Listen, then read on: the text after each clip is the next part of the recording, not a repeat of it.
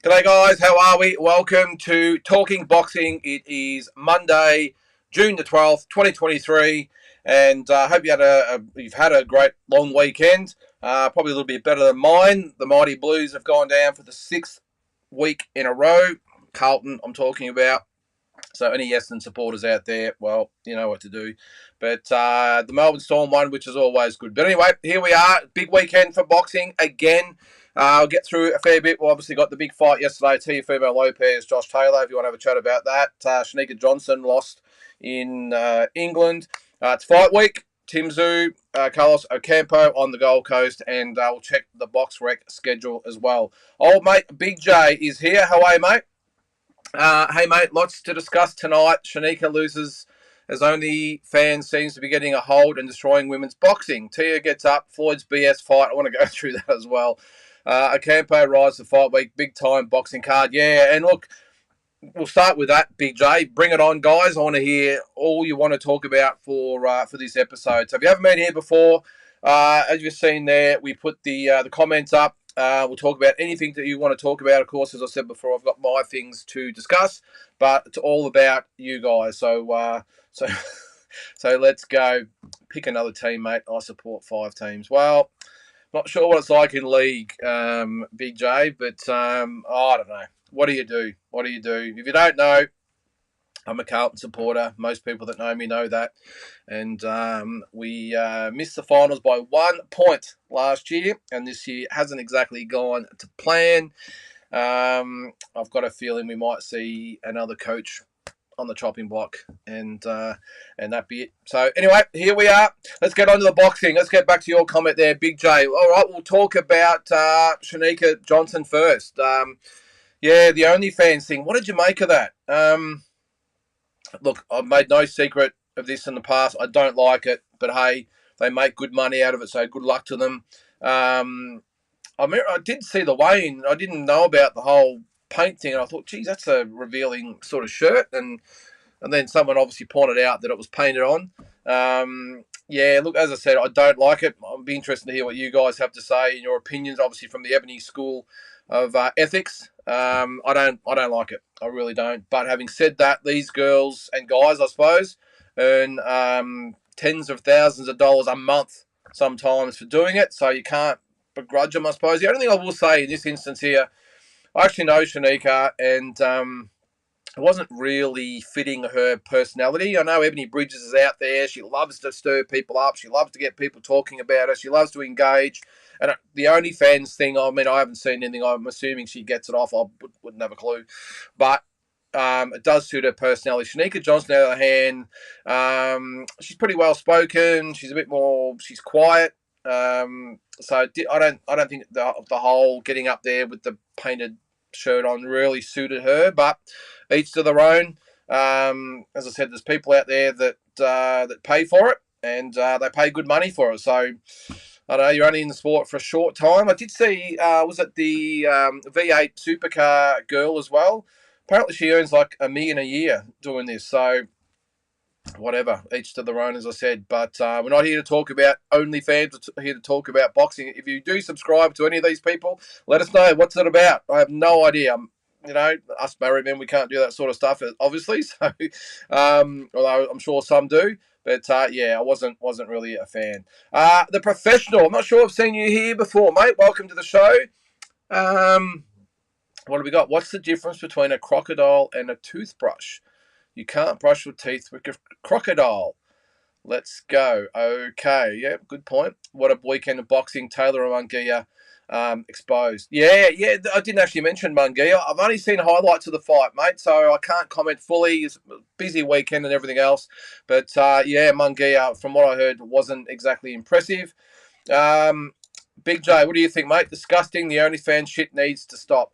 Yeah, look, I suppose my opinion, Big J, is that if you want to do that sort of stuff, then do it. I don't want it to mix with the boxing side of things, though.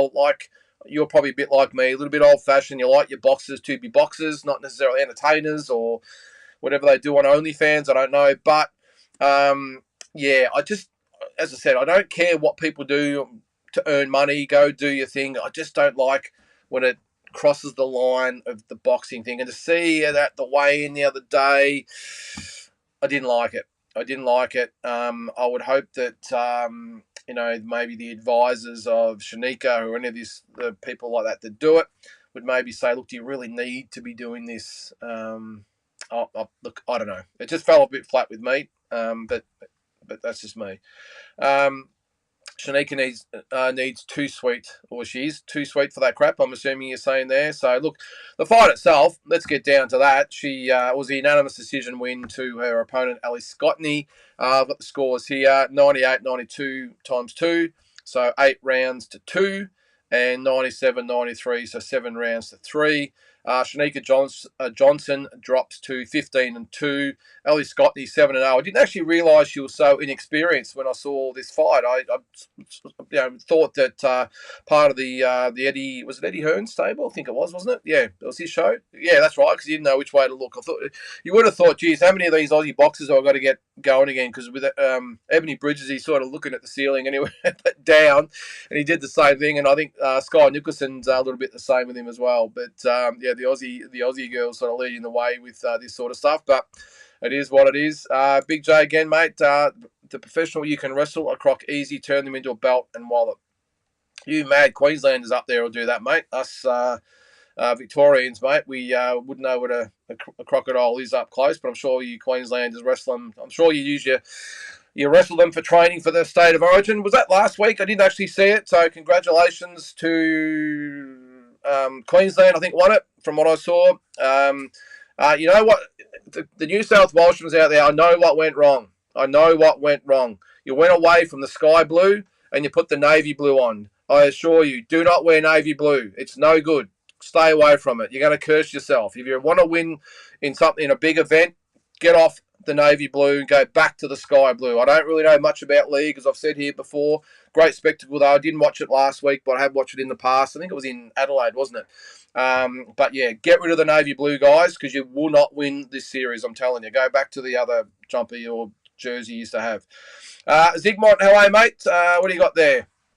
Hey to Lyndon in the chat. I watched an old bit gold fight yesterday between Shannon O'Connell and Sandy Zagoras, I'm assuming there, and I saw a familiar-looking YouTuber in Shannon's corner. Any idea if she's coming back for one fight? Yeah, Zigmont, that was actually me. I was there. I was managing and promoting Shannon at that time, and we went. I know I've told this story a few times, so I won't bore you with it again. And long story short, we went over to Canada. It was in Toronto and fought Sandy Zagoras. If you haven't seen it, look it up on YouTube. It's one of the best fights you'll ever see. Not just female, I'm talking any type of fight. Shannon got a cut right down the middle here. She dropped Zagoras, I think, in one of the early rounds. Thought she had her done. She got up and, the cut. There was blood and guts and knockdowns all over the place. It's a hell of a fight. But yes, I was in the corner there, and I'm not quite sure what she's up to. Zigmont, look, I'll be honest with you. I wouldn't be surprised if, well, two things. Wouldn't be surprised if it's curtains for Shannon. But on the other hand, because I know her shoulders, it's pretty much stuffed. She's had the partial replacement. But I wouldn't be surprised if maybe she had a farewell fight against, let's just say, a beatable opponent, and she can go out on a high, because I didn't really like the way she went out or lost that last fight to Ebony. Congratulations to Ebony. As I said before, full respect to her. She fought a great fight. But I just know Shannon's better than that, and I just wouldn't like to see her go out that way. I'd like to see her go out in a win so they can maybe get her an opponent. And athletes do it all the time, especially boxers. The farewell fight, I would like to see. But anyway, it's up to her. She's going pretty well from what I hear. Haven't spoken to her for a little while, except via text message a couple of times. But I know she's back training, and that's great because it's so good for your mental and physical well-being as well. Daryl Maloney, how are you, mate? Yes, Navy Blue breaking hearts every week. Yep, I know, Daryl, you're a mad Carlton supporter like myself. Pretty sad watching last night on the TV. I know all you Queenslanders, New South Welshmen don't get it. You don't care. But for us Victorians, it is our religion down here. And I know, Daryl, you're a mad blue like myself, and it wasn't good. Anyway, that's enough. We're going to give that at this stage. All right, old mate, Big J. Scotney fully focused. Shanika seemed distracted. Scotney, a good resume, wins over Roman, Connolly, and Gangloff. Yeah, I looked at a box rep the other day, Big J, and probably you're right.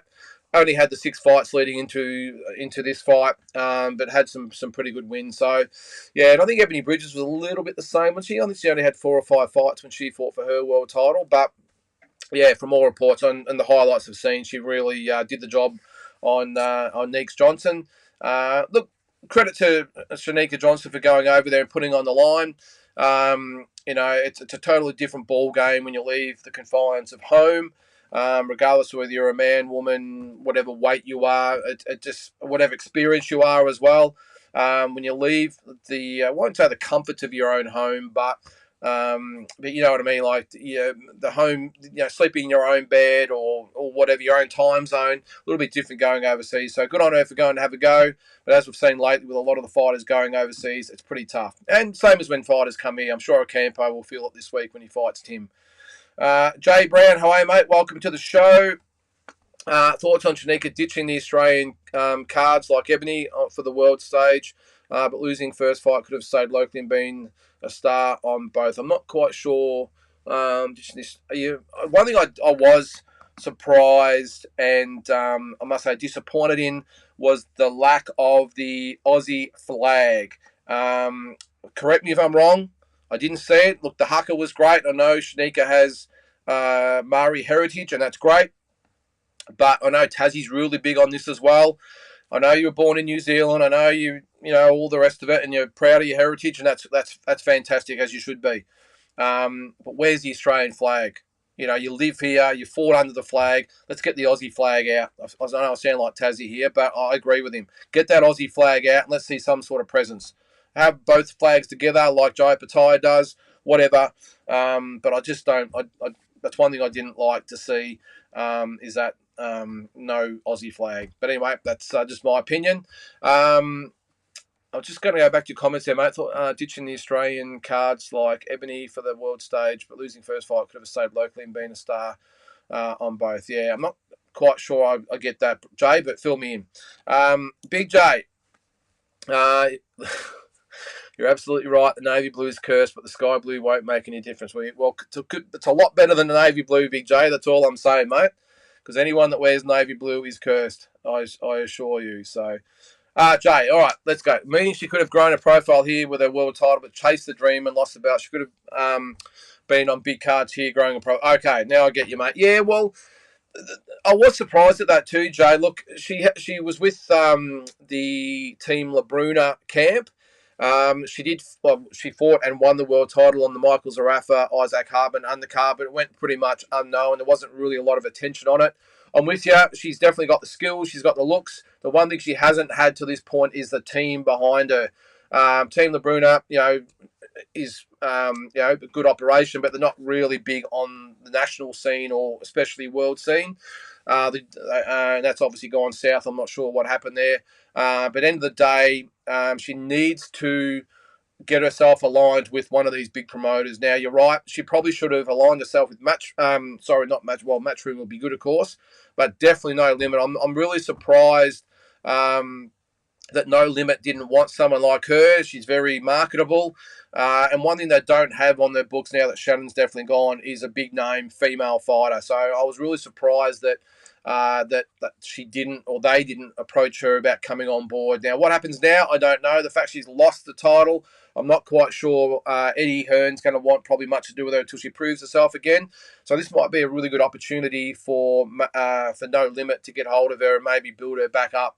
Maybe align herself with a Glenn Jennings, someone like that, like he did with Shannon O'Connell. Might be a little bit more way to get her back in it, because she's only young. She's 28, and for a female, it's not that old. Even for a male, it's not that old. So that would be my suggestion to her, is to try and align herself with a big promoter. If it's Australia, obviously No Limit makes sense. If it's internationally, it's Matchroom.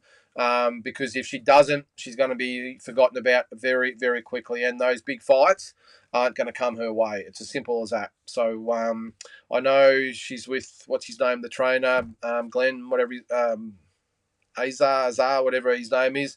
Again, my suggestion would be to maybe even get a more notable trainer.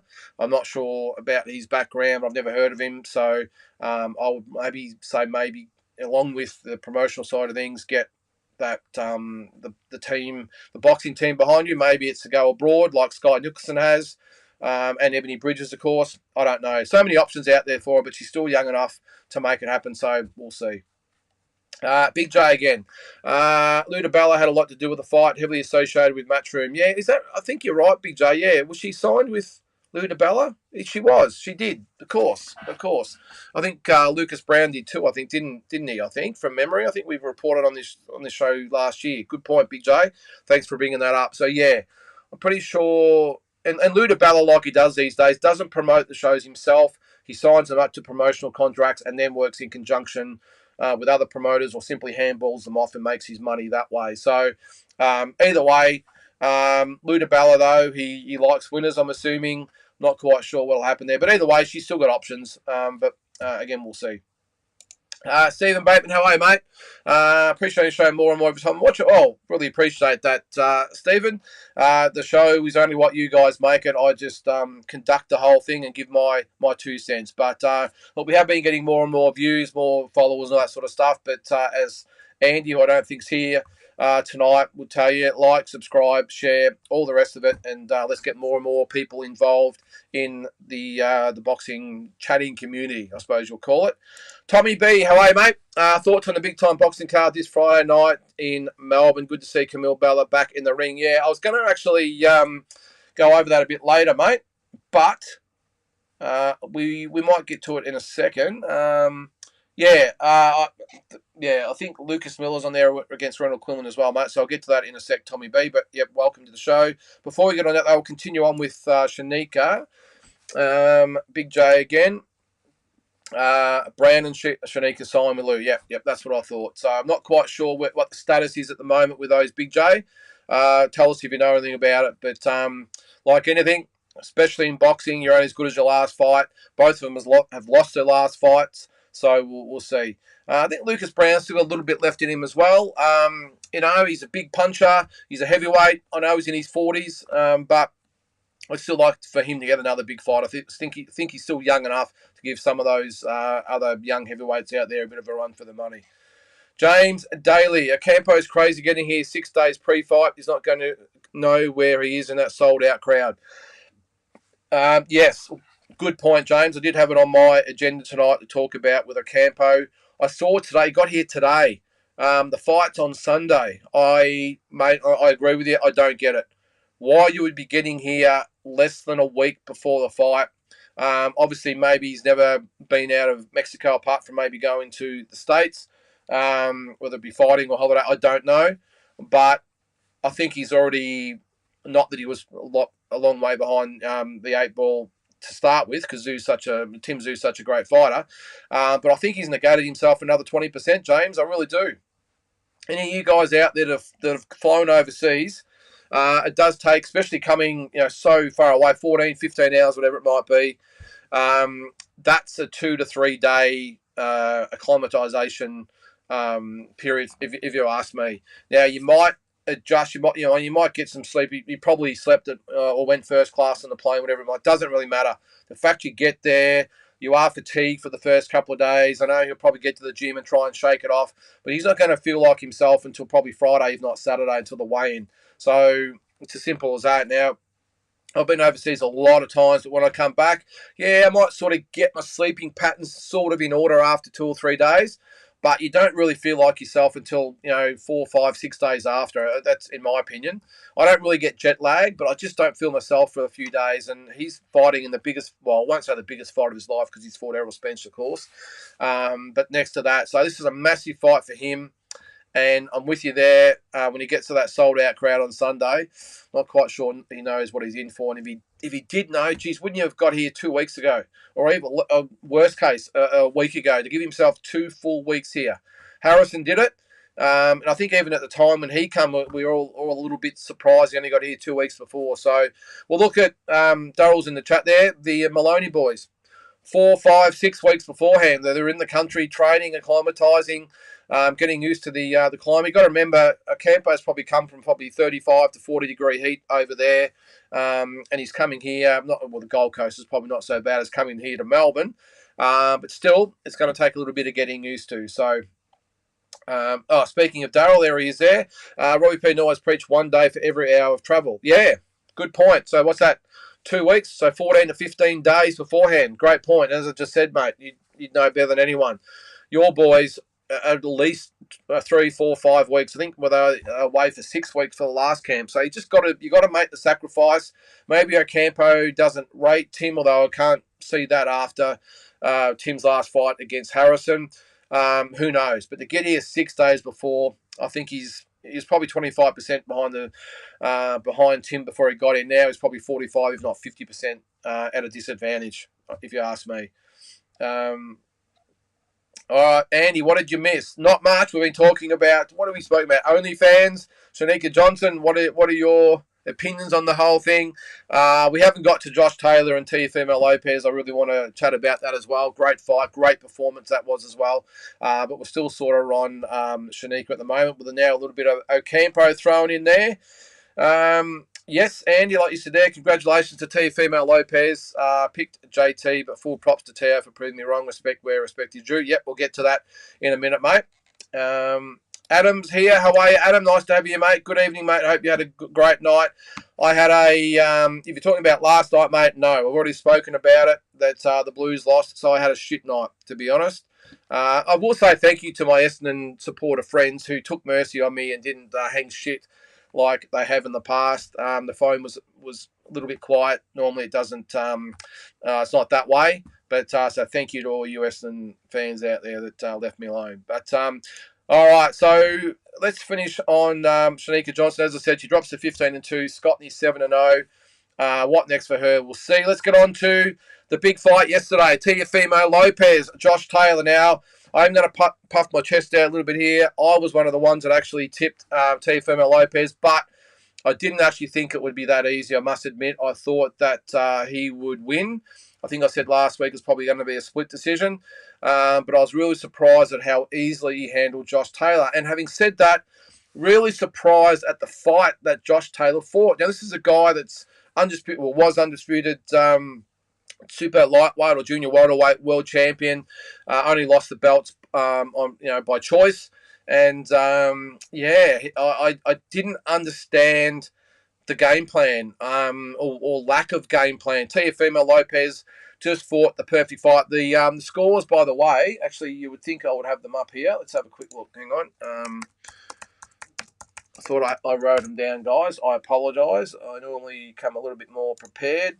All right, so the scores are 115, 113 times 2, 117, 111 for Teofimo Lopez. Now, that's exactly the way I had it, guys. I had it 117, 111, or 9 rounds to 3 for Teofimo Lopez. I just thought he fought the perfect fight.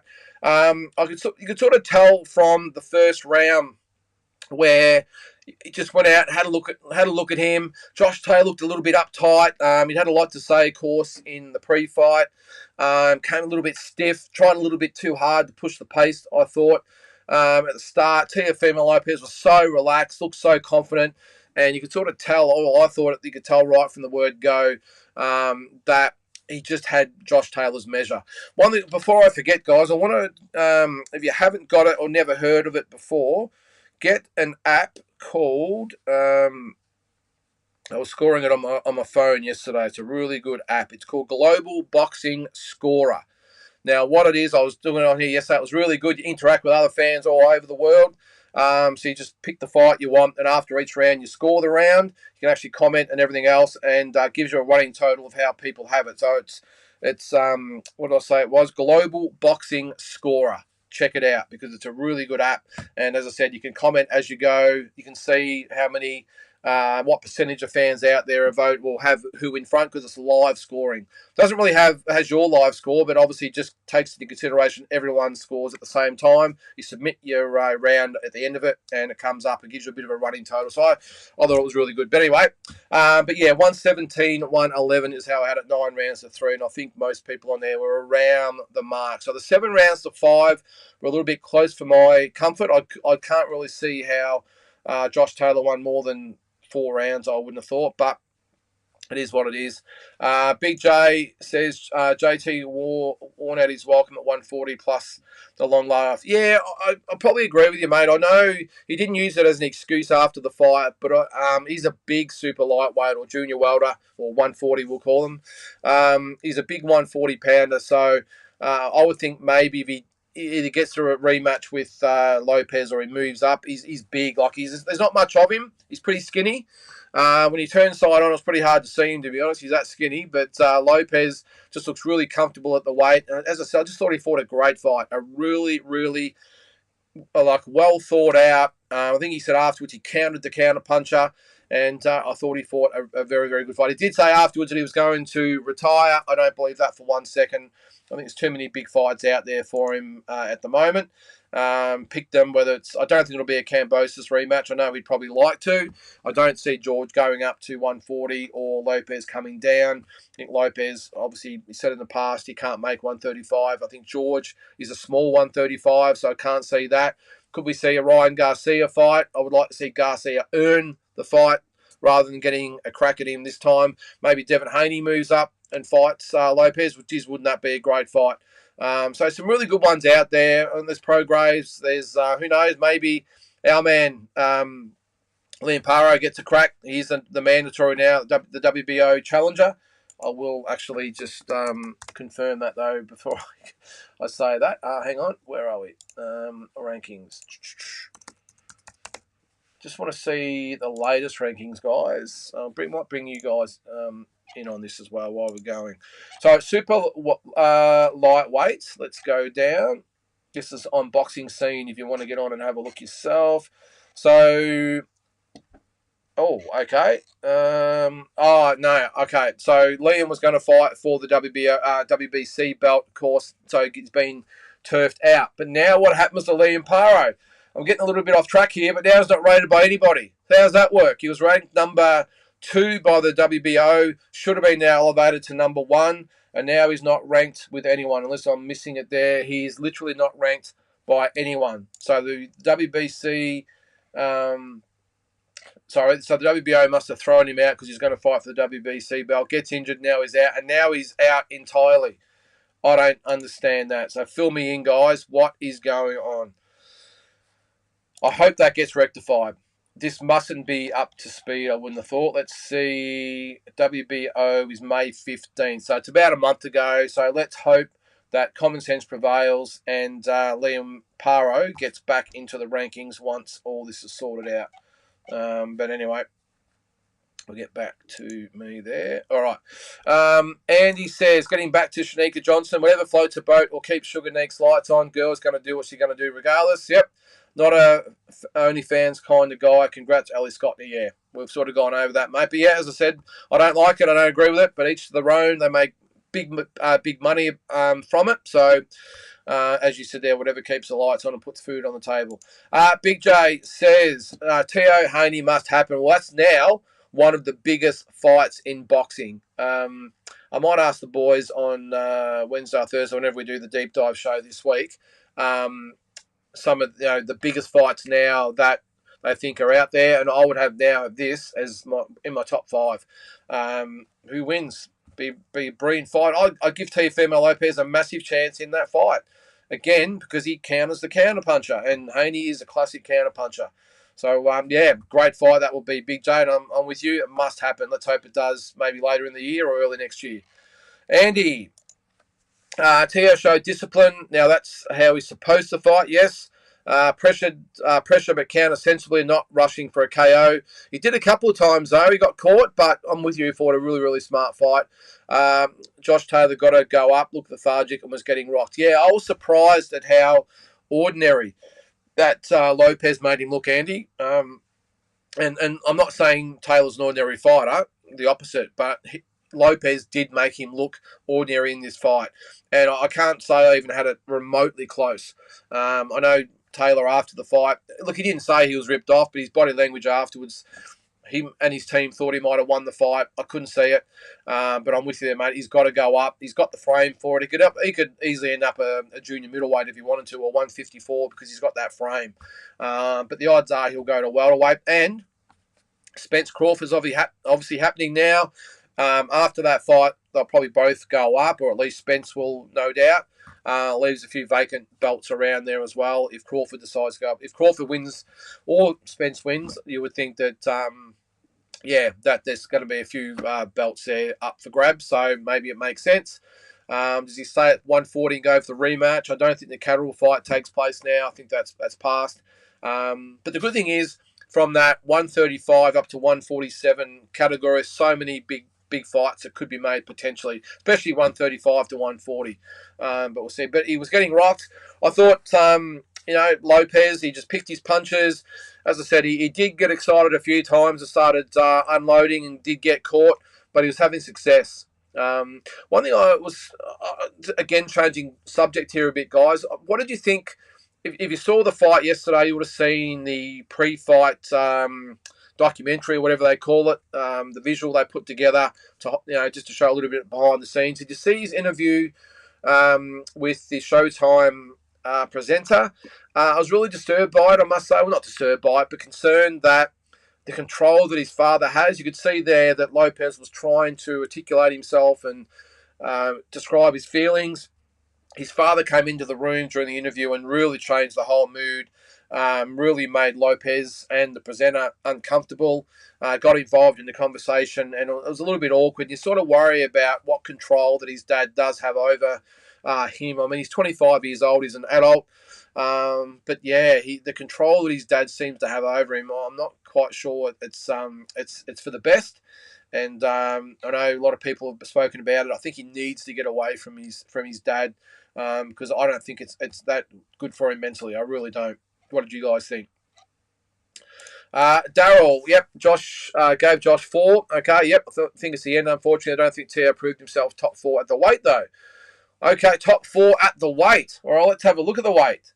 All right, 140. Okay, well, let's have a look at who's...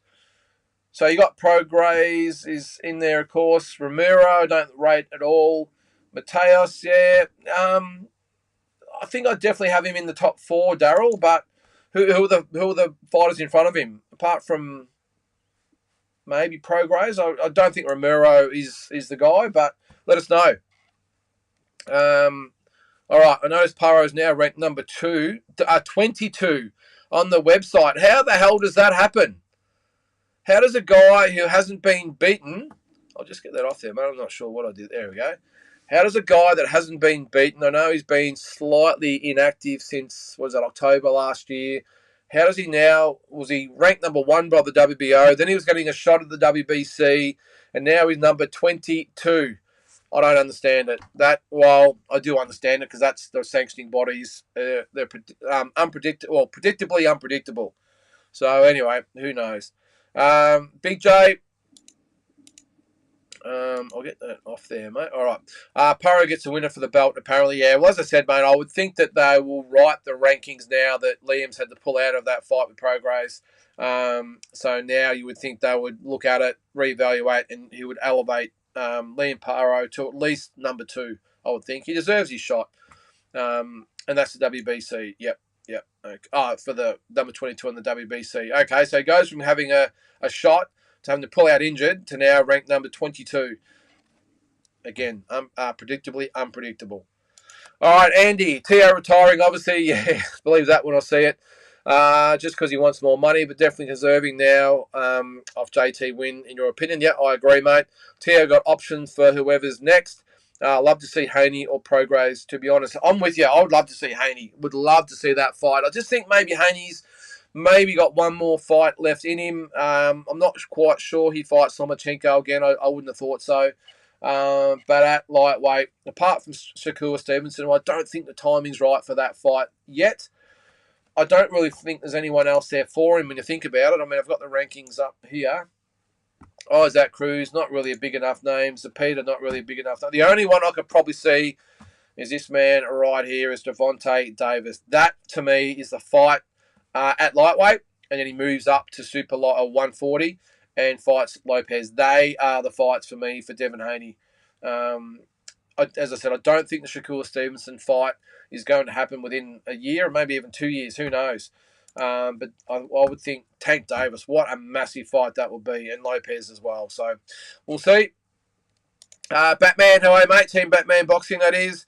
Congratulations to Tio. He definitely surprised me. I think he surprised a lot of people, mate. I think after the loss to George Kambosos, I think a lot of people thought he was finished at 25, not physically finished, but definitely mentally finished. George got in his head like I don't think anyone would have ever got anyone in his head in his whole career.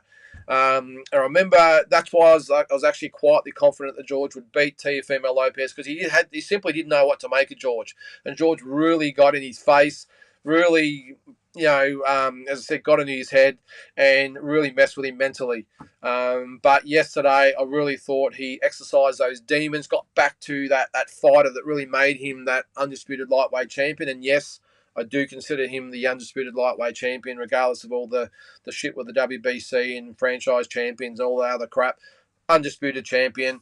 And I think now he's back to his best. Can he stay there? Of course, after his last fight, I think, or last couple of fights, has not looked impressive at all. But it's amazing. Sometimes all you need to do is give fighters of this ability the right fight, the right opponent, the right stakes, and then you see them get back to where they are. I've seen it countless times before. The greats have lost fights they probably shouldn't have, or had flat fights, put them in with other elite fighters or great fighters, and they rise to the occasion. So, he did certainly surprise, mate. So, what do you guys want to see next for both these guys, Lopez and Josh Taylor? It'd be an interesting one. But again, what I will say for 2023, it's been a great year for boxing. We're back on track. I know we obviously were thinking more Aussie boxing. We now have 2 world champions and an interim world champion. Hopefully, an undisputed champ by the end of the year in Tim Tszyu, and who knows what Kambosos can do. But I'm talking world boxing. We've just had this one yesterday. We've got Spence Crawford coming up. We've had Haney Lomachenko. Who knows what's happening with Fury and everything. But and Davis and Garcia. So we're back on track as far as the sport goes. And I've always said it. Everyone always says that UFC is a threat to boxing. When there's big fights out there being made, UFC does not exist. I don't care what anyone says, and good luck to the UFC guys. But when there's a massive boxing fight, people forget about UFC very, very quickly. Andy says, hang on, what do we got there? I don't know what's happening here, guys, why they're overlapping. Congratulations. Hang on, we'll get rid of that one, mate. That was just on before, so I'm not sure what happened. Okay.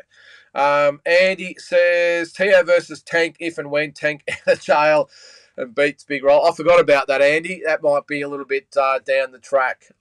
Tank. I said it last week. What are you thinking where all you got to do is stay at home for 90 days in a mansion, and you can't even get that right, Tank? Come on, now he's going to serve his prison term in jail. So, anyway, it is what it is. But Romero, I would think that maybe Teofimo Lopez might beat Romero or fight Romero just for something to do, really.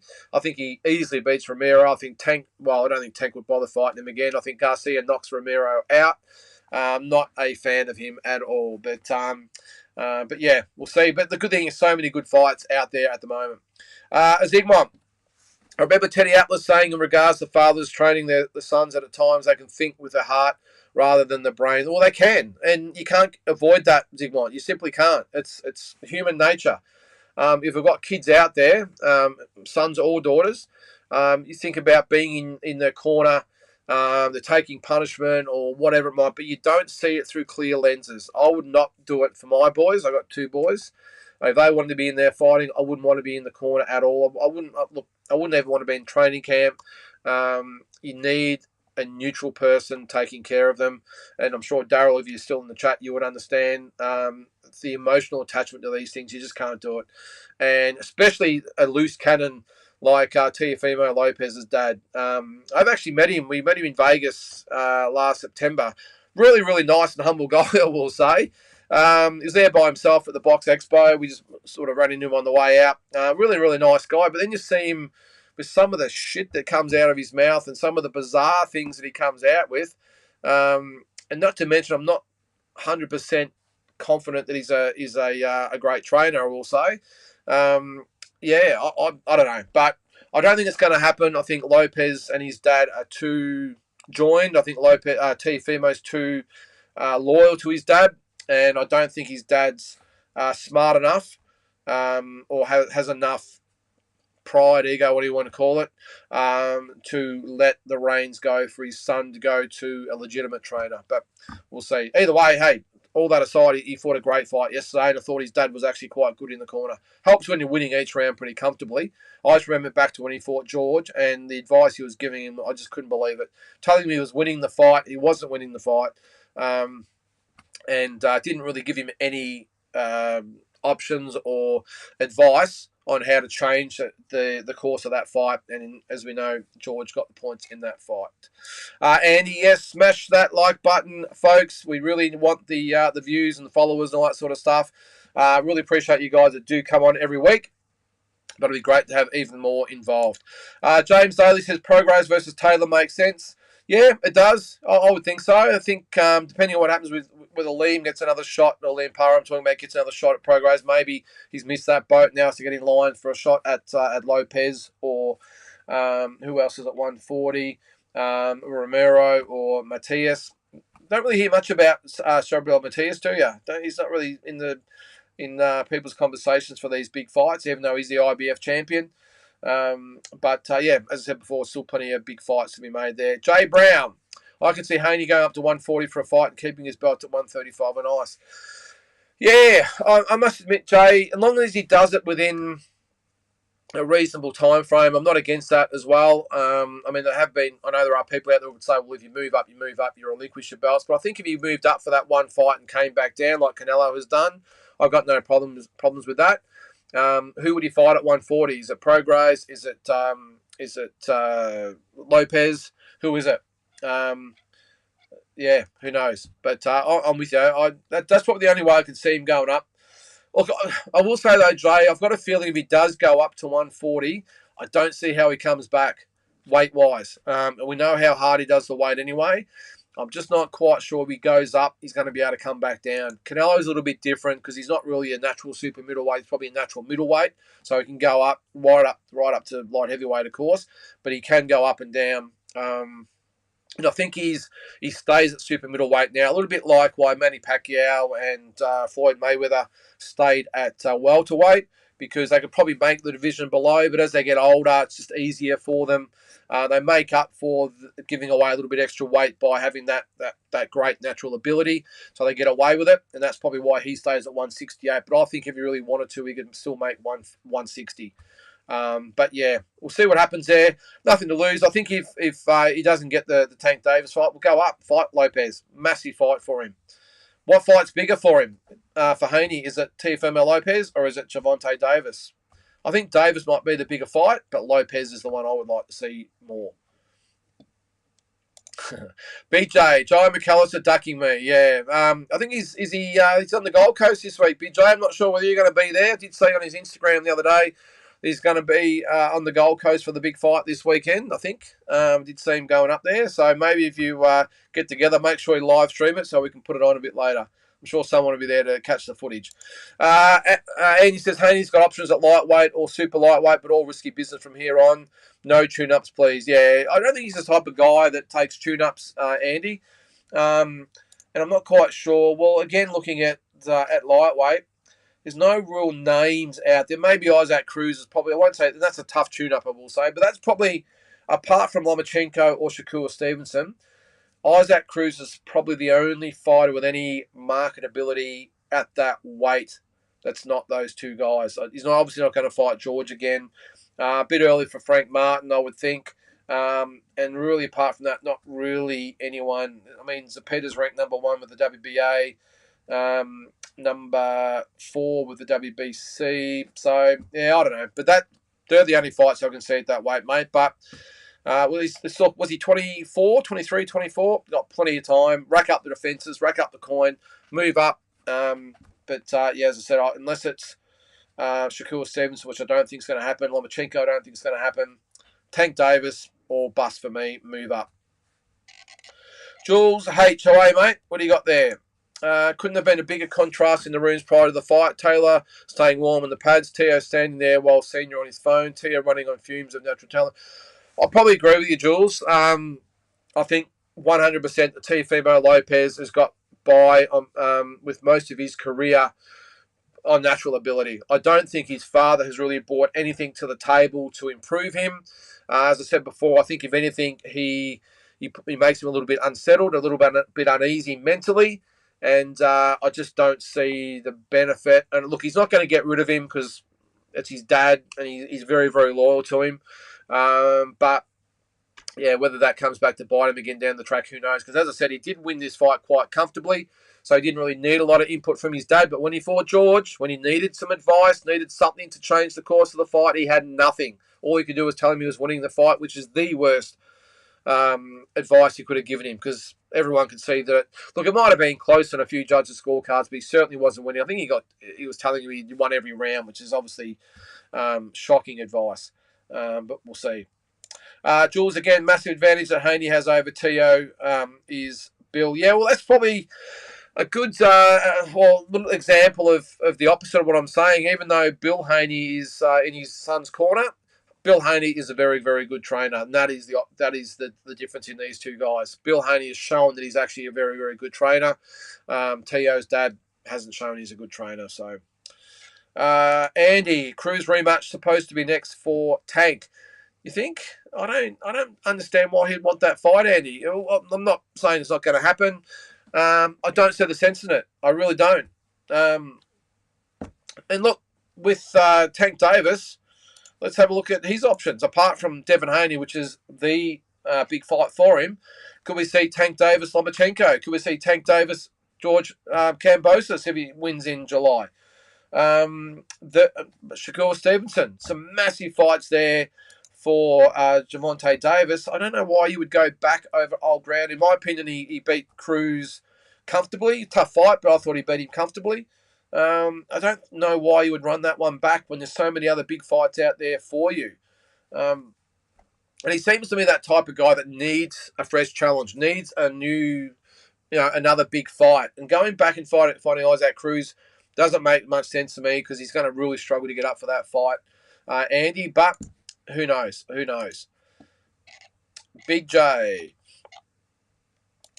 Sorry, mate. Jules, great point on Bill Haney. The man definitely has his head on properly. Yeah, look, I don't agree with everything Bill Haney says, but there's no escaping the fact that he is a very, very good trainer, good motivator for his son. They have a very, very good working relationship. Bill Haney, yeah, I know we've had a little bit with George's dad when those two fought, but I think overall he does tend to stay away from all the theatrics and that Teofimo Lopez's dad gets up to. Danny Garcia's dad gets up to. I remember Robert Guerrero's dad was a bit of a nutcase as well. I actually sat next to him at Jason Maloney's fight in Stockton, if you can believe that. But yeah, there's a difference between those guys because Bill Haney, he can lose it occasionally, of course, but still keeps a measured head, keeps his son's focus straight ahead. And as I said, he's a very, very good trainer. So a big difference between that and just having your dad in your corner out of loyalty. James says, Tank's allergic to belts. Yeah, he does seem that way, doesn't he, mate? Jules H, thanks, Big J. I've always been impressed by Bill. Knows how to sell a fight, but very down to earth. Devin's success is no accident. 100%, mate. Because, look, Devin's a little bit like Teofimo Lopez. Unbelievable natural talent. Obviously got to have the work ethic and the mental capacity, all the rest of it. But you've still got to have that guiding light beside you, not behind you, but beside you, showing you the way, being there every step of the way, and making you feel comfortable in the training camp and in the ring, of course, and knowing that you're in good hands. I don't get the same feel from Teofimo Lopez's dad that I get from Bill. So agree with you there, Jules. Big J again. Can't wait for the Frosty versus Hamden fight on Sunday. Should be fight of the card. Backing Frosty. Got to back my fellow Army brothers. Yeah, well, I'll get to that in one sec here. Big J will go over that card in a sec, so we'll definitely talk about that. Before we do, though, Andy sort of comment on the Cruz and Davis rematch. Cruz rematch for Tank was already floated before court. Just saying, and don't agree, as I've said for a while, Tank needs to get in champions mix, in your opinion. 100%, mate. And I've said it in the past. He doesn't get mentioned enough when it comes to fights with Haney and Lomachenko and even George and these types of guys. He doesn't get mentioned. You sometimes forget that he's the interim champion, or was it super champion, interim champion, whatever the hell you want to call it. He's not the champion, but he has got a version of the WBA belt. Why aren't we talking about Haney Davis as the fight? I know we'd all like to see the run back with Lomachenko, but I don't think it's going to happen. Haney's looking forward. Why aren't we hearing now the talk of Haney versus Davis? That is the fight at this weight. And if it doesn't happen, then Haney's got to fight Lopez. But I agree with you, Andy, 100%. Jules, damn right. Bill has raised that boy well. Devin, well-mannered and professional. Yeah, no matter what you think of Devin Haney, Big J, you cannot disagree with the fact that he is a very down-to-earth, rounded human being. And been fortunate enough, like a lot of you guys out there, Aussie fight fans, have got to meet him. If you're in Melbourne, I think every man and his dog met him. Tassie, of course, spent the week with him filming stuff for Fight Hype with Noonan Boy. And they obviously formed a really good friendship to the point where Tassie actually had dinner or lunch with Bill Haney in Las Vegas. So that could only happen to Tassie. But anyway, yeah, whenever you hear Devin Haney speak, like the Maloney boys here, of course, so respectful, so well-mannered. You don't hear the trash talk. I know him and George got into a little bit, but overall, you don't really hear him be disrespectful to anyone. He backs himself, of course, but I think he's Muslim as well, I think. So maybe that has something to do with it as well. But yeah, either way you look at it, regardless of religion, I think he's just had a very, very good set of parents who have raised him very, very well. Zigmont says, what do we got there, mate? Yes, I can't wait for Frost versus Hamden. Either Frost fights with Waylon Law, with Epic. Yeah, they were good. Well, let's get into that card now, guys. I'm going to go to Box Rec, and we'll get into that card first. I'm going to go back over the other shows as well. If we can get the event up there. All right. Where are we? All right. I'll bring you guys in on this one. This week's fight card. There it is. The Tim Tszyu Carlos Ocampo card. We'll start on that one first, guys. What was it? Justin Frost. Yeah, you can see there 13-2 and 1 up against Hassan Hamden. Look, I'll be honest with you guys. I think Hassan Hamden wins that fight. Just my opinion. I really like Justin Frost. He's a warrior. Always comes to fight. I just think Hassan Hamden, I just think he's a little bit more polished, a little bit more skillful, and a little bit younger, of course. No, obviously by the records there, Justin Frost has a lot more experience under his belt. But I think Hassan Hamden wins that one for me. So let us know who you guys think. So we'll go through the card anyway as we go, and we'll get our predictions. We'll start down the bottom there. I don't know anything about that one. Liam Taliva, so 4-0 against Isaac Licky. I have no idea about that one. I think I did see. Let's just click on Liam. I think he might have fought on the last card, didn't he? No, he didn't. He didn't. That was that. When was that one? Anyway, yeah. Either way, should be a good heavyweight. Stoush, Rocky Ogden, and Mark Sleeves will be a really good fight. That actually is a very, very good fight. And for me, apart from the main event, that is the fight I'm actually looking forward to seeing. Rocky Ogden comes to fight. A lot of talent. Mark Sleeves, don't sleep on Sleeves, if I can spit that one out. His only loss was to Brock Jarvis. So Melbourne boy trains with the Brizzy Brothers Gym in Melbourne. Very, very good gym. An icon, or an institution in Victorian boxing, the Brizzy Brothers Gym.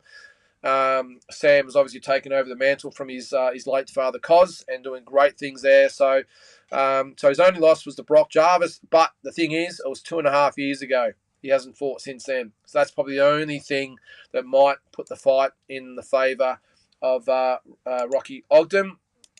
Quick look at Rocky Ogden's resume. Good win over Manuel Mate, who always comes to fight. Ben Cameron Hands, yep, got the early knockout there. But yeah, so I'm going to go, I think I'm going to go for Rocky Ogden in a very close fight there. As I said, that ring rust from Mark Sleeves is a bit of a worry because, he just hasn't fought for so long. What do you got to say there, Jules? I actually think Ogden versus Sleeves is an interesting one. Yep, as I said, Ogden a domestic monster at the weight. Sleeves talented but big opportunity. And what weight is this at?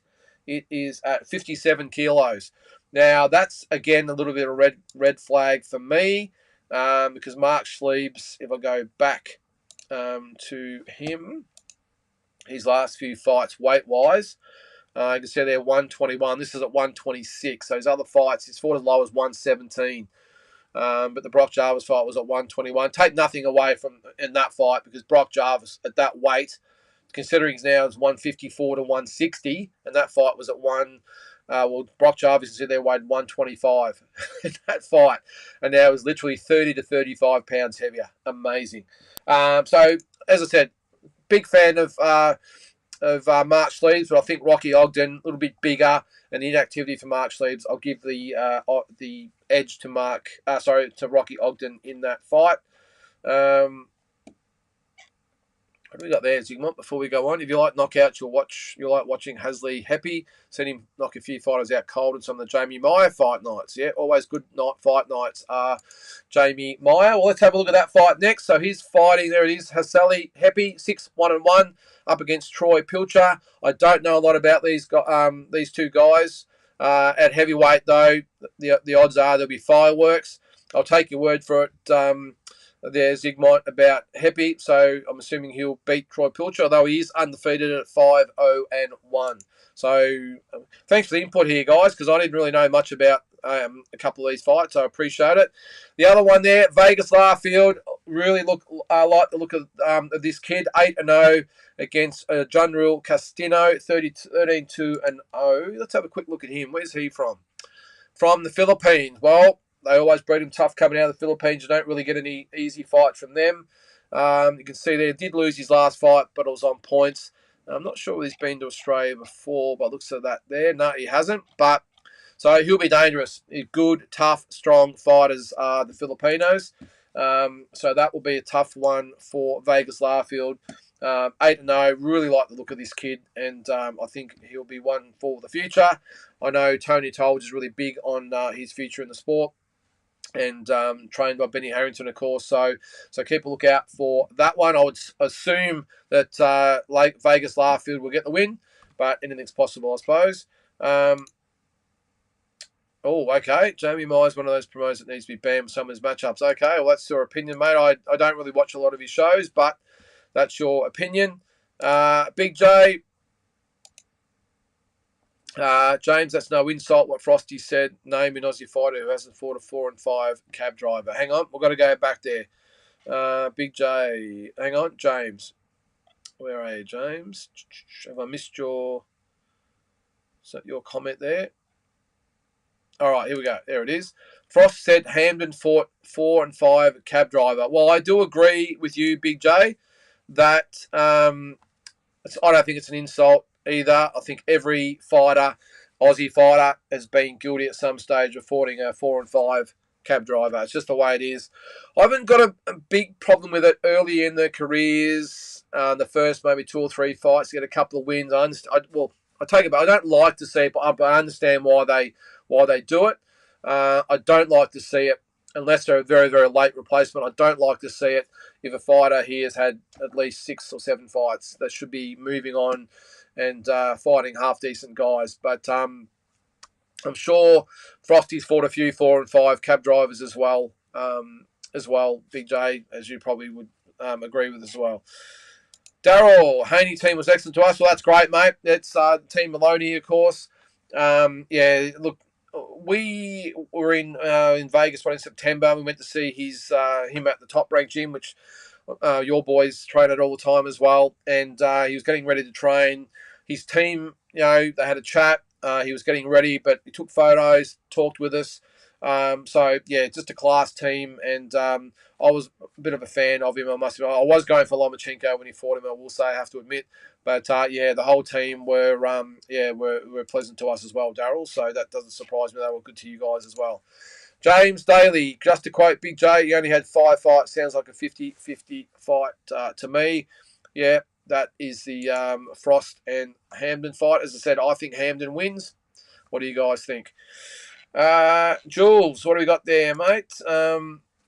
I hope Castino can actually test Larfield. Don't know if we've seen him tested yet. Can't remember it anyway. Look, Jules, as I said before, the thing with the Filipino boys, they always come to fight. You never get an easy fight with the Filipinos. And looking at his record there, I'll bring him back up.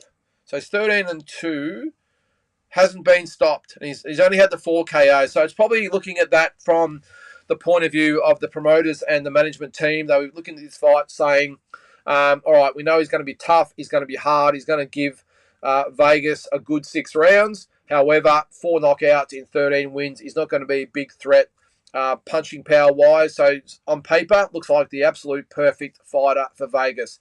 Because what you got to look at, the kid's, 19, I think he is. He needs these type of fights. So I'm all for putting him in with guys like this who are going to give him the rounds. Maybe not necessarily in a position to probably beat Vegas. I'm pretty sure they would have scoured the casino to make sure that it maybe wasn't a threat to actually to beat Vegas. But I'm all for these types of fights where you just give him a good, hard, solid 8 rounds without that punching power to worry about. So I'm sure he'll test him, but I don't think they'd be taking a fight at this stage of his career if they thought he was a chance to lose. But anyway, back to the card there. Who else have we got? So we've done that one. Oh, Sam Goodman and Rais Alim. So I had a good look at Alim on YouTube. Not too bad. Sam Goodman, you can see there, 14-0. Rais Alim, 20-0. He's an American. Good fight for Goodman. If you ask me, I think that I watched his last fight against, who was it? He was a Mexican fella, I think. Yep, Mike Plania. That was on the Luis Ortiz and Andy Ruiz card back in September last year. You can see there 20-0, 12 knockouts. Look, got some good skills. I think he does leave himself a little bit open. I don't think he's a big puncher. I think he's, again, a perfect opponent for Sam Goodman in that he's skilled, but not a big puncher, as I said. And I think he'll give Sam Goodman the type of fights that he needs at his career, being 14-0. Surprised at bringing in an American all the way over. Probably got a few more bucks to spend now that Liam Wilson's off the card. So, as I said, I think it's a really, really good fight for Sam Goodman, and I think he wins this one on points, maybe even late round stoppage, if you ask me. But Liam will give him a very, very good test and a great matchup from the matchmakers at No Limit. Matt Rose is the matchmaker there, you can see there. James Daly is Jeff Fennick in Hamden's corner for the fight, or commentating on main event. Yeah, good question there, James. I think Jeff's actually done that before, where I think Hassan has actually fought on a no limit card before. I think last year, was it when Paul Gallen fought what was his name, Tereski, whatever his name was, up there, and Nikita Zoo fought Mason Smith. I'm not quite sure whether Jeff, I think he would have actually, or did he commentate on that fight? But maybe he'll go down and be in the corner of Hamden, and then maybe hit the commentary. Who knows? You got to remember though, Jeff, he might just be the commentator for maybe the main 2 or 3 fights, and maybe they'll put that fight on with Hamden and Frost earlier on in the show. I don't know. Who knows? Although it is a 10-rounder, so we'll see. And yes, Jeff Fennick is in Hamden's corner. Big J, as you said there. Jay Brown, Rais Alim was on both undercards for the Charlo Castano fights. Not sure if there's anything to do with Charlo or not. Yeah, who knows, mate? I'm not quite sure. But as I said, I think he's a really, really good fight for Sam Goodman, and I think he gives him all he can handle. I think so. We'll see. All right, so on to the main event. Tim Tszyu, Carlos Ocampo. So you can see there, Tim Tszyu 22-0 up against Carlos Ocampo 35-2-0. We'll bring up Carlos Ocampo's recent record. We all know Tim's, of course. So he hasn't fought, or he did actually, there you can see he fought in March of this year. Got the 5th round TKO over Mauricio Gutierrez Castor. So that was in Guadalajara, Mexico. So before that, you can see there Sebastian Fundora beat him over 12 rounds. His other loss, if we go down, was to Errol Spence. which was 5 years ago. So I think he just got caught on that, on that night. Errol Spence Jr. first round knockout, but it was a body shot. Look, I like Ocampo as the opponent for Tim. That's what I will say. I don't think he has a chance of beating Tim. I think he's a perfect opponent for him in that. You can see there, 35-0, 23 knockouts. I still don't think he's a big puncher, though, I will say. I think he's durable, taking out the Spence fight, of course. And I think he just gives Tim exactly what he needs. He gives him rounds, gives him a little bit more to look at as far as styles goes. And look, let's face it, when Team Zoo and No Limit would have sat down and looked at an opponent for this fight, they would have been looking for a couple of different things. They would have been looking at a name, someone with a half-decent resume. They can obviously sell the fight. And another one, obviously, with a good record, which he has. Someone that's been in big fights, so he gets that credibility. But someone that's not really going to be a massive threat to actually beat Tim. Now, I know he's been ranked nice and high. I'm not actually sure where he is in the scheme of things. Let's have a look at 154. See where he's ranked. So he's not ranked by the WBC. Not ranked by the WB. Who's that? WBA. Well, that's surprising. So he's ranked with the WBO. You see there at number 11. He's ranked. Now, that's not really saying anything because, end of the day, you can be ranked at number 1 by 3 organisations, not be ranked at all by another one. So I'm not really taking a lot out of that. But he is ranked number 11 by the WBO. But as I said, perfect opponent for Tim. I think he gives Tim rounds. He gives him another style to look at.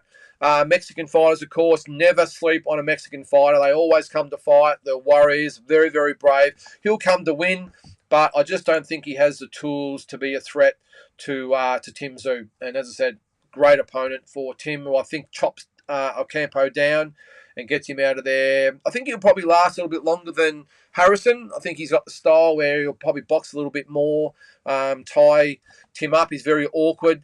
I'm thinking maybe between rounds 9 and 11, I think he'll get Ocampo out of there. Or he might want to get the rounds and it takes him the distance. But either way, I can't see how Ocampo gets anywhere near winning that fight. And then hopefully, after that, we get the Charlo fight later in the year. Now, I'm still not holding my breath, I will say, about getting that fight. But all we can do is hope. Jules, I'll just go back here, by the way, on Ocampo. Get back to the record there. All right. Maybe because he speaks Spanish, but haven't heard much from Ocampo's corner leading into this one. Yeah, maybe. There was a couple of quotes on Main Event I think we saw this week or the last few days where they've, of course, they've got to give him some sort of quote to talk the fight up a little bit. Look, I don't think he's a real outspoken type of guy either, Jules, and I don't think his corner are the same. Mexicans don't tend to talk it up or rubbish the opponents. They tend to be very, very respectful. The whole aura around Mexican boxing, it's really something to see, especially if you're over there and you see the Mexicans at the fights. They hold their fighters up very, very high, and not just their own fighters. Any fighter that shows the Mexican spirit, they hold up very high as well. But yeah, I'm with you. Not a lot coming out of the camp. Maybe that'll change now they're actually in Australia. I'm sure Main Event are going to want something out of him to try and pump a few extra pay-per-views towards the end of the week, but we'll see. But it might be a little bit awkward if he doesn't say a lot because Tim's not the most outgoing type of fighter either.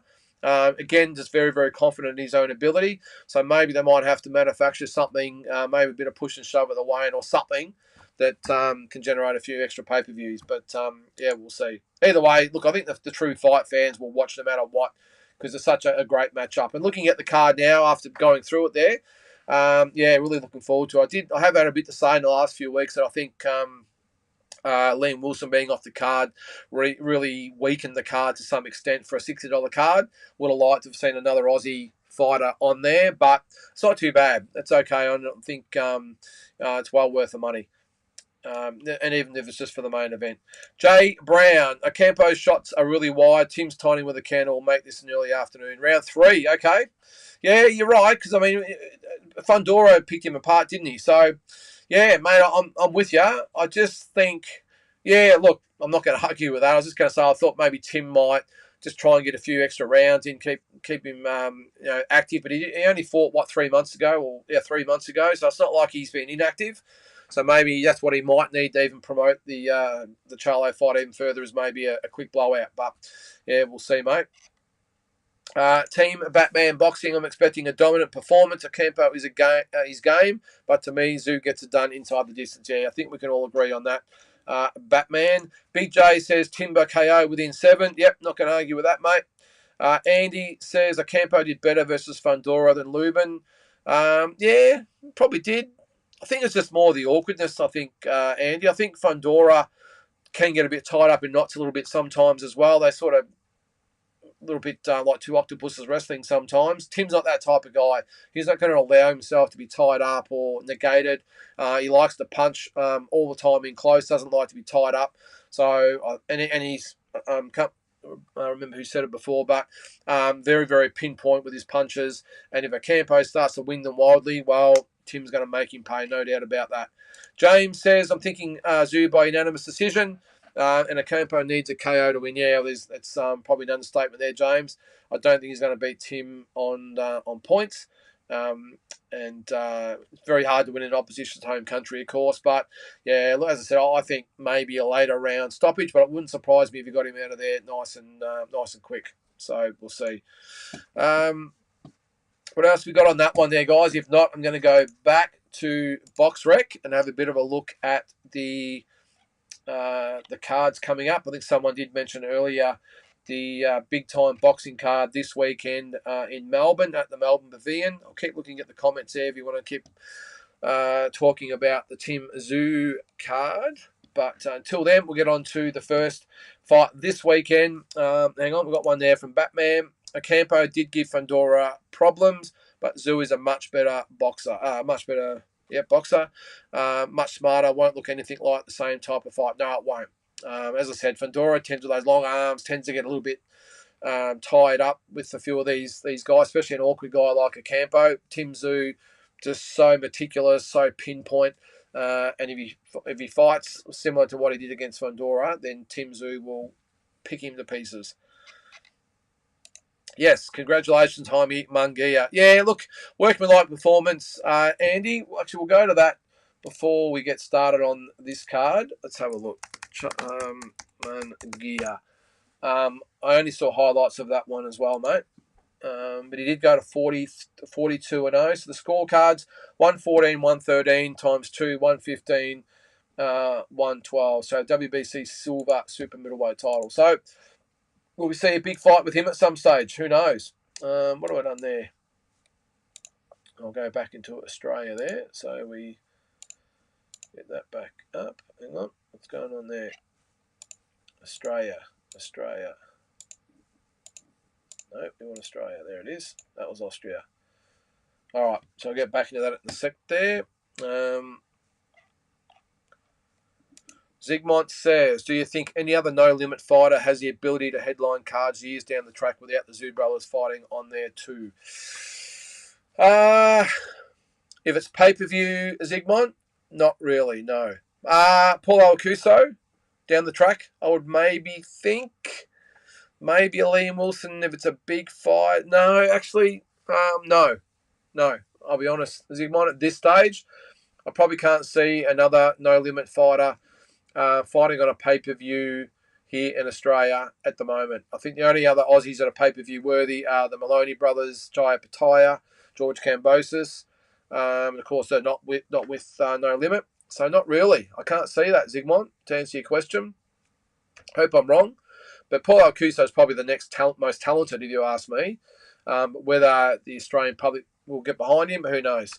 We'll see. What's next for Zoo after this? Do you think the Charlo fight happens? I've got my fingers crossed, Batman, but I'm not holding my breath, as I said.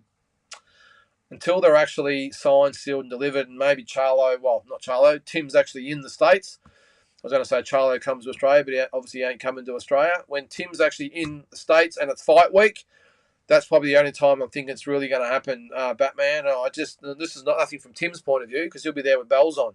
I just don't trust Charlo. I've still got this impression that he doesn't want the fight.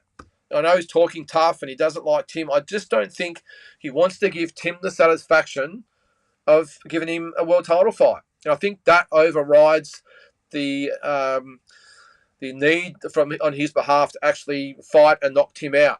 I think that overrides it. I think he would rather just not give him the opportunity than actually fight him and knock him out. That's the impression I get. Hope I'm wrong. All Aussie fight fans do, of course. And I'm thinking all world fight fans do as well. We want the best fights. I just don't think he wants to fight Tim. I really don't. So, and if he doesn't, I'd say the odds are Batman he would 100% be stripped. Tim will be elevated to full champion, and then he can take his pick. Maybe it's the Daryl Spence, Terence Crawford winner. Who knows?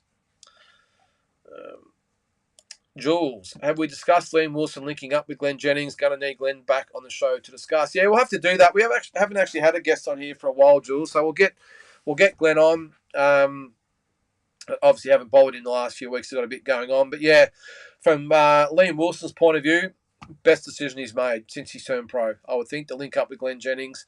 I think the world of Glenn. He's obviously a great man, but obviously a great manager as well.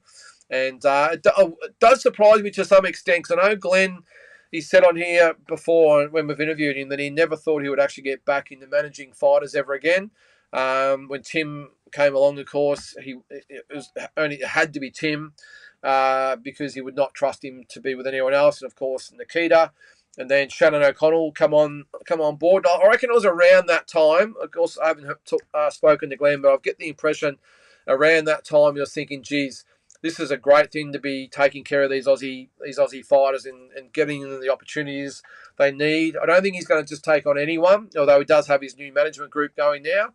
But he has said that he never thought he would be in this position again, managing fighters. And as I said, he did take on Tim and Nikita, and then Shannon, and now Liam.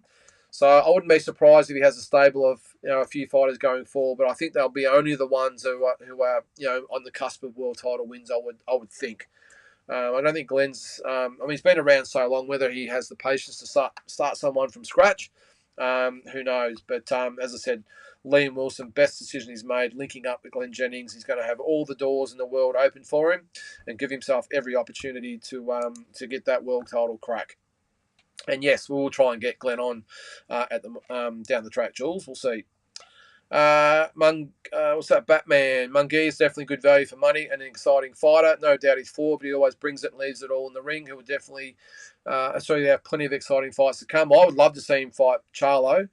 I would love to see him fight. Well, it's probably the Golovkin. I think it's going to happen. There is talk that he's going to retire. Canelo's not going to happen. So that's probably the fight at 160. So we'll see. Big J, for big-time boxing cards, Suzuki out with hamstring injury. A hamstring injury. Yes, Jules, how is Ray Ingram allowed to fight still? Yeah, that was a comment I saw before. Is that right? Let's have a look there. Well, she's not on the card now, so obviously she's out. A hamstring injury. So we've had Justice Honey out with the, was it a heel or an ankle? We've had Liam Paro out with the Achilles. And who else? And Liam Wilson was out with something as well. Now we've got a hamstring injury. What is going on with Aussie boxers? Are they spending too much time running hills and jumping on boxes or whatever? That's crazy.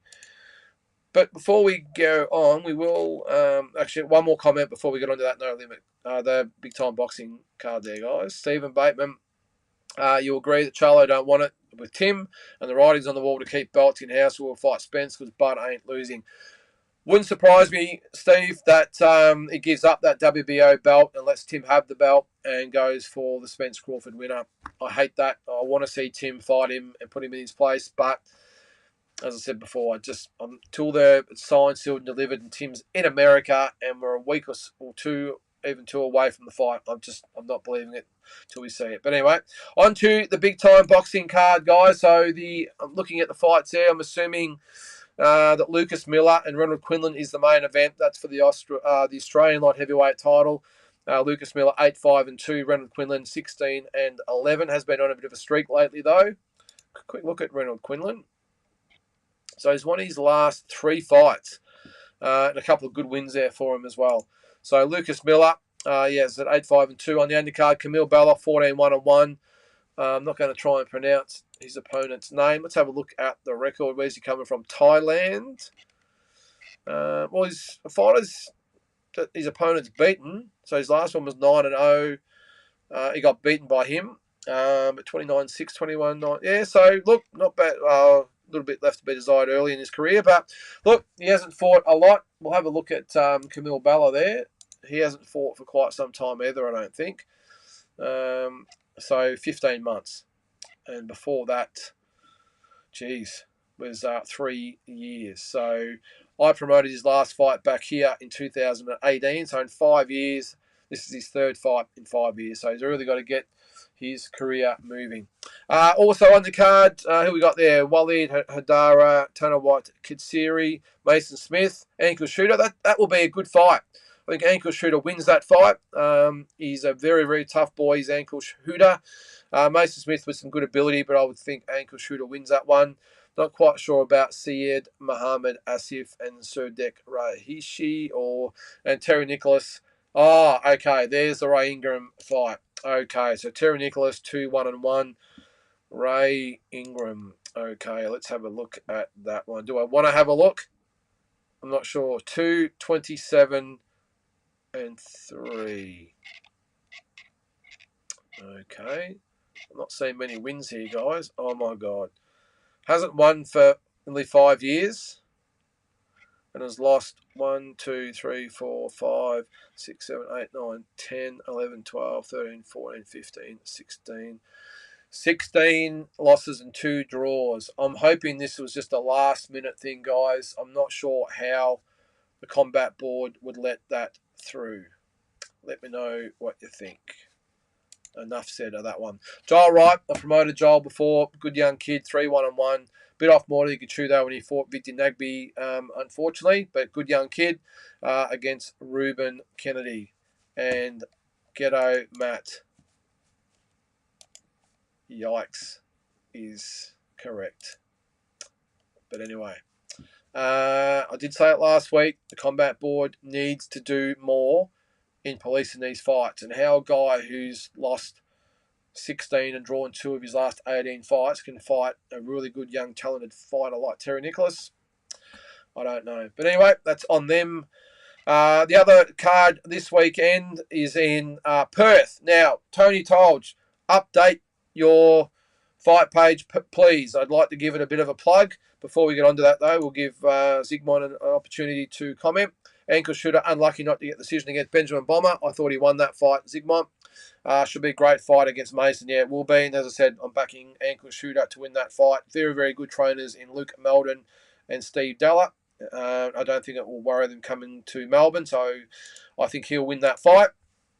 But yeah, Tony Tolge, up your game, mate. Let's get an updated fight card here. But Alex Winwood, it's all about him. He's fighting Raneris Gutierrez for the WBC interim minimum weight title. I've said here a few times in the last couple of weeks that I met Alex over in the States with the Maloney boys. Great young guy, a fantastic fighter. He did spar another minimum weight guy. I didn't even think there was many minimum weights out there, but we happened to have one in Stockton at the time who actually was a good little fighter himself. I think there are talks that maybe he will fight him down the track because let's face it, there's not a lot of minimum weights in the world. I wouldn't have thought.